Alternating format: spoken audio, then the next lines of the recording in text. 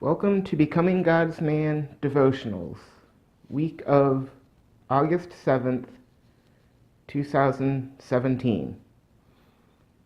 But when you give to the needy, do not let your left hand know what your right hand is doing, so that your giving may be in secret, and your Father who sees it in secret will reward you.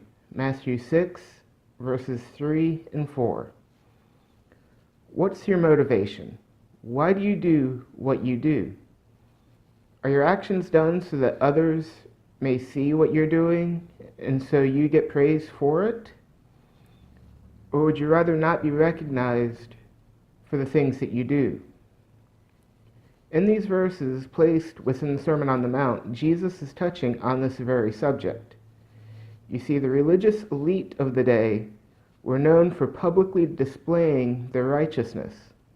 If people were watching, they made sure to make themselves look good. They would pray elaborate prayers, throw large sums of money into the offering.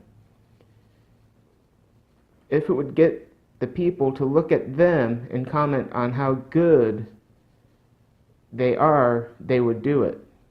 In Matthew 6, verses 1 and 2, basically just the two verses before what I read, Jesus steers people away from this thinking, telling them not to act in that way, but rather, as mentioned in verses 3 and 4, to do it in secret. What Jesus is getting at here is not to do with the seemingly impossible of keeping one part of your body from knowing what another is doing, but rather our actions should be done in such a way that the glory and praise is focused on God rather than ourselves.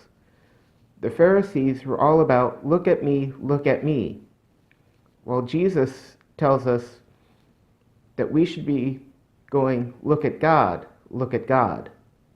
Jesus states that those seeking the praise of the people already have their reward.